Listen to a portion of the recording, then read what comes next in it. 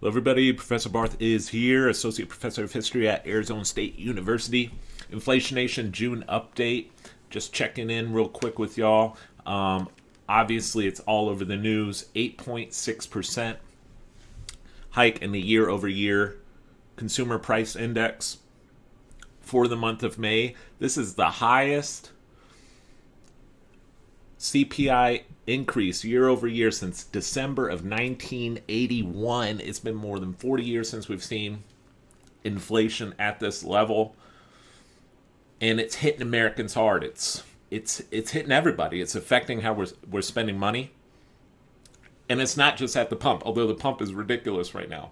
I'm paying here in Phoenix. I'm passing gas stations that are $5.59 a gallon. I went to Sam's Club this morning to get $5.35. I was like, whoa, what a bargain, $5.35. So this is hit, but it's not just gas, it's the food. We'll see the breakdown in prices here in a second, but it is a tax on the American people. It's a tax on the American people. In fact, real wages are down. If you take the people's earnings and factor in inflation, I believe on average it's 3%. Earnings have gone down by 3% over the last year. And that's a tax. That is a tax on, and it's a regressive tax. It hurts the most vulnerable the most. But it really impacts everybody. The middle class will shrink as a result of this inflationary bout. Who knows when this will end? The middle class is shrinking, and those who are living paycheck to paycheck are going to find it harder and harder to make ends meet. Meanwhile, the Dow is down nearly 800 points after this news as of Friday morning, June 10th. Oh, look at these charts. There's a CPI 8.6%, highest since December of 1981. And if you look at since 1970, we're approaching 1970s levels. Okay, in the 1970s, 79 into 80, we're at 14%. We're not there, and we hope that we won't make it there. But so we're not at that level yet. But boy, it's things are quite precarious at the present moment. If we don't get to double-digit inflation, we're going to have a recession, because to avoid double-digit inflation, the Fed is going to have to act not just by raising rates, but QT, and it's going to have to accelerate QT. More on that in a moment. This is since Biden became president. Okay? This is since Joe Biden became president. Inflation, CPI was under 2%. Look at what happened. This was the previous summer, 2021. The administration and the Fed, to be fair to Biden, Powell was saying this too. Transitory, wasn't transitory. Tried to tell you, myself and many others try to tell people that this is not transitory. Last summer, and it isn't. It is going up, and it's going up fast. This is month over month CPI. So 8.6 is over the year. Month over month gives you a little bit of a zoomed in look. April, some people were optimistic. Oh, the CPI only went up 0.3% in the month of April. We're back up to 1% increase over the month. That's the highest since March, which itself was the highest that we've had in a very, very long time. And so that's not encouraging. And then core CPI as well. Core CPI excludes food and energy. The argument is that food and energy are volatile, so you get perhaps more of an accurate look at what's really going on underneath the surface by looking at core, excluding the more volatile elements. And here too, 0.6% core CPI increase over the month. You remember 2 months ago when core CPI just went down a little bit, it was 0.3%. The optimists were saying, oh, inflation is now is now beginning to subside. This is a positive signal, and you'll remember I said not so fast, and sure enough, we are right back up, core CPI month over month. And here's the breakdown. This is familiar by this point. Meat, poultry, fish up 13%, eggs up 32%, fresh whole milk up 17%, cereals and bakery products up 11.5%, fruits and vegetables up 8%, fats and oils, which includes butter, etc., up 17%, electricity up 12%, gasoline, very familiar by this point, up 48%, furniture and bedding up 13%, major appliances 9.5%, tools, hardware, outdoor equipment up 11%, shelter, that number, I've addressed it. Shelter makes up 30% of the CPI. It's the greatest criticism of the CPI, that shelter, which is notoriously difficult to compute, makes up a third of the CPI. They've got that up 5.5%. If you're renting, which is a third of Americans, or actually I think it's more than that. I think it's 40% or so of American households rent. If you are in a household that rents, your shelter numbers are up. It depends on the area where you live, but on average about 17%. Okay? So if you're a renter or if you're a first-time home buyer, your shelter is way higher than 5.5%, and so your CPI is you're in double digits right now. You're probably around 12%. Okay, myself, I have a 30-year fixed mortgage. It's the same mortgage I had a year ago, so mine haven't gone up. I pay the same monthly mortgage payment, and so my numbers haven't gone up. So that's a tricky one. If you're a renter, your inflation your CPI is quite higher than others. This is all goes back to money printing, and I know we don't print it literally anymore. It's digitally created, but at the end of the day, the cause of the inflation is the Federal Reserve, and I'm going to say it again, because that message needs to get out. It's the Federal Reserve that is behind this crisis. It is the Federal Reserve that increased its balance sheet by almost $5 trillion since 2020. Look at that. Fed's balance sheet now is just shy of $9 trillion. It was just barely over $4 trillion. That's a massive increase. It's more than doubling. The Federal Reserve did that. Joe Biden didn't do that. Donald Trump didn't do that. The Federal Reserve did that. Money supply. Look at that money supply. That's COVID right there. Up. That should say 2018. 2018 are the numbers in this graph. In 2018, money supply was just about $14 trillion. Now, over M2 is just shy of $22 trillion. That's a massive increase. That's the cause of the inflation, and so I remember the first stimulus payment that the federal government gave out when COVID broke. I can't remember how big my check was, but it was thousands of dollars. I've got 4 kids at home.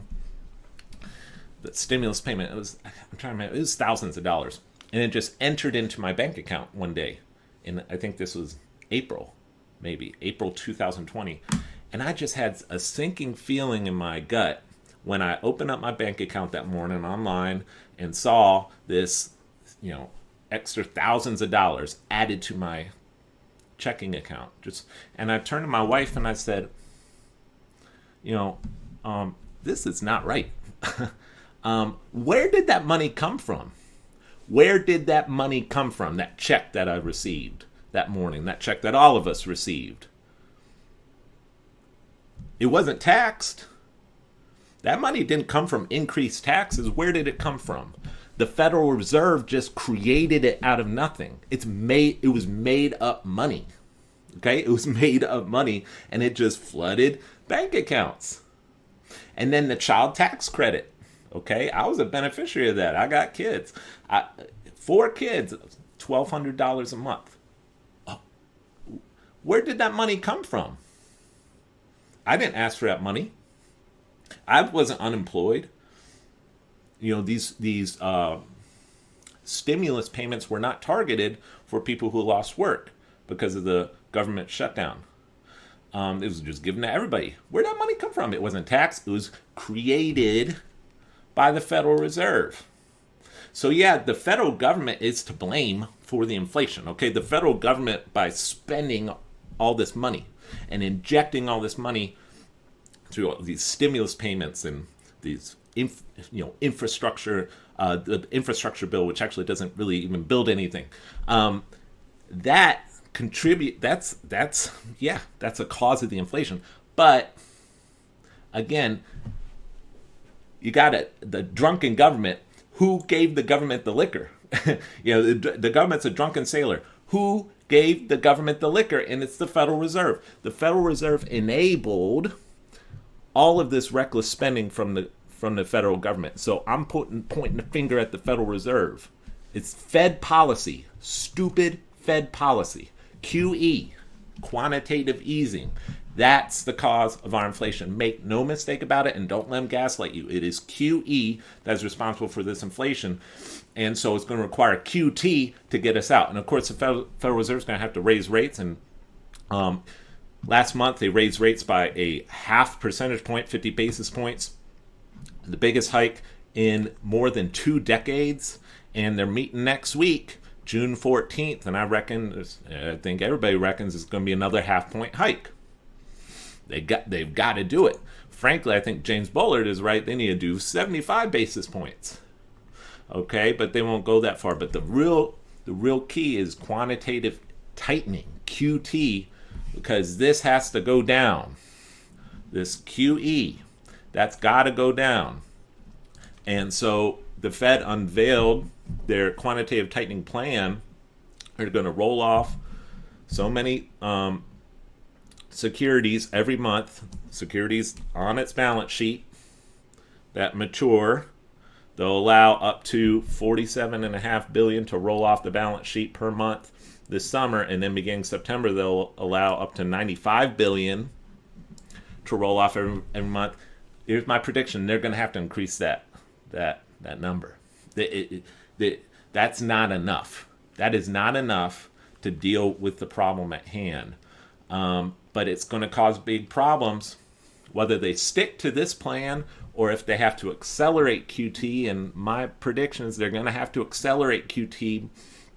Either way, that means what does that mean for the bond market? And right now, as the current rate as of Friday morning, I'm here on the West Coast, or semi-West Coast, Arizona, western half of the U.S. The 10-year Treasury Note is almost 3.2%. Look at this, is since May of 2021. Look at that. I mean, we forget that the 10-year was under 2% really until about February of this year. Now we're over 3%. And it's going to keep going up. What does that mean? That means it's going to be more expensive for the government to borrow money. And look at our government. Look at these massive deficits. Again, the Federal Reserve has enabled a reckless, drunken federal government. The Federal Reserve has enabled this. How? Well, the Fed through QE was buying all this garbage. The Fed was propping up artificially the Treasury markets, which kept yields very low, allowed the government to run these massive deficits. Now the Federal Reserve has to pull out, not only will no longer buy treasuries, but may even, if things get bad enough, the Fed may even have to begin selling treasuries on its balance sheet that haven't even yet matured. That would be extreme. We're not there yet. But if it did ever get to that point, all right, you're in a whole different ballgame if it ever gets to that extreme. We'll see. But either way, treasuries are going to keep going up. Cost of borrowing will go up. The 30-year mortgage is already approaching 6%. My wife and I refinanced at, I think, 2.25. Really glad we did, because you can't get anything close to that now. Jamie Dimon, to wrap things up, in June, or last week, it's June now, last week, June 1st, Jamie Dimon had this to say in an interview that got a lot of attention. The Fed has to meet this now with raising rates and QT. And of course, Jamie Dimon is the CEO of JPMorgan Chase, the largest bank in the U.S., and was also president of the Federal Reserve Bank of New York before that.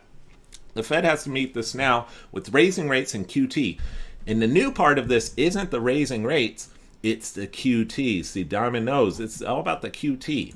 We've never had QE before like this, meaning the doubling of QE that we talked about since COVID.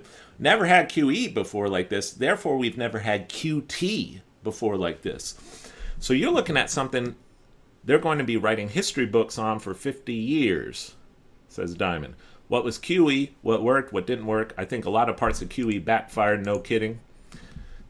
They, meaning the Fed, they're going to have to raise rates. In my view, they have to do QT.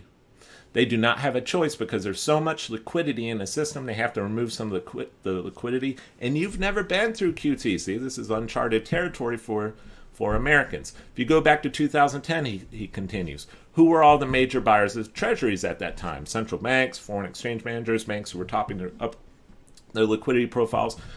But all three won't happen this go around. Banks are topped up. Foreign exchange markets are managers are topped up. The central bank will be selling, not buying. And governments have much more fiscal deficits to finance. That's a huge change, he says, in the flow of funds around the world. I'm prepared for a minimum of huge volatility, and then close here. I'm an optimist, he said. I said there are storm clouds. He had been predicting there's storm clouds. He said, I'm going to change it. It's a hurricane. It's a hurricane. Right now, it's kind of sunny. Things are doing fine. Everyone thinks the Fed can handle this. That hurricane is right out there, down the road, coming our way. We just don't know if it's going to be a minor one or a superstorm, like a Hurricane Sandy, Hurricane Andrew. You better brace yourself. You better brace yourself. I'll be frank with all of y'all. I don't know if America culturally, right now, where we are as a culture and how divided we are, how polarized we are as a society, I'm not sure that America can handle the kind of recession that we're facing down right now. And what do I mean by that? I'm not sure that the society is strong enough to push through hard, like actually hard economic times. And that is something that deeply concerns me. Unrest. I mean, what would, if gasoline hit $7 a gallon, gasoline hit $8 a gallon, if food started going up, the food index right now is up 10.1%. What if it got up to 15%? Okay, so inflation is a very, very serious matter, and people's real earnings are going down, and we're already, as a society, on edge. And I'm not sure we can handle something like this at the moment. That's the update. We'll see what happens next week at the FOMC. It's probably going to be a 0.5 percentage point hike. We'll see if there's any change to the schedule in quantitative tightening. Maybe the schedule will accelerate a bit. They need to do something. They've got to act more quickly than they're currently doing. So that's all. See you all later. Bye.